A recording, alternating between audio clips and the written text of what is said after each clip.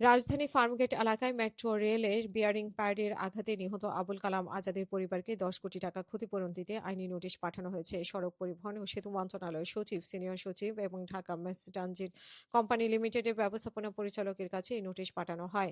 মঙ্গলবার ডাকযোগে এই লিগ্যাল নোটিশ পাঠান ঢাকা জজ কোর্টের আইনজীবী এনামুল হক নবীন। আইনি নোটিশে পাওয়ার ৩০ দিনের মধ্যে ১০ কোটি টাকা এবং আবুল কালামের পরিবারের একজন সদস্যকে মেট্রো রেলে স্থায়ী চাকরি দেওয়ার কথা বলা হয়েছে। অন্যথায় তাদের বিরুদ্ধে আইনি ব্যবস্থা নেওয়া হবে বলে নোটিশে উল্লেখ করা হয়। নোটিশে বলা হয় যে গত ২৬ অক্টোবর সড়ক পরিবহন ও সেতু মন্ত্রণালয়ের অধীনে পরিচালিত ঢাকা ম্যাস ট্রানজিট কোম্পানি লিমিটেডের MRT line ৬ Farmgate metro station সংলগ্ন পিয়ার নাম্বার ৪৩৩ থেকে দুইটি বিয়ারিং প্যাড পড়ে যায় এবং এর মধ্যে একটি বিয়ারিং প্যাড পথচারী আবুল কালাম আজাদের মাথায় পড়লে তিনি ঘটনাস্থলে নিহত হন। নিহত কামাল কামাল তার পরিবারের একমাত্র উপার্জনশীল ব্যক্তি ছিলেন। তার স্ত্রী ও ২ শিশু সন্তান রয়েছে। কামালের অর্থায়নে তার ছোট ভাই পড়াশোনা করেন এবং মেট্রো রেল ব্যবস্থাপনার চরম গাফিলতি এবং অব্যবস্থাপনার কারণে তিনি নিহত হন।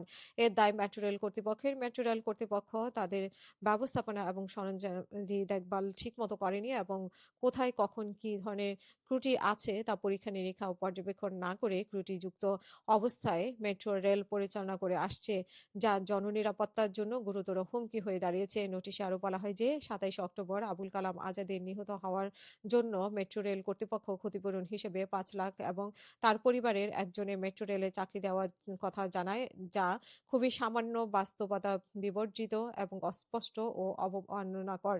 কামাল নিহত হওয়ার নোটিশ গ্রহীতারা ক্ষতিপূরণ ও তার পরিবারের জীবনযাপন করার জন্য আর্থিক সহায়তা হিসেবে ১০ কোটি টাকা আগামী ৩০ দিনের মধ্যে দেবেন এবং তার পরিবারের একজন সদস্যকে মেট্রো রেলে স্থায়ী চাকরি দেবেন।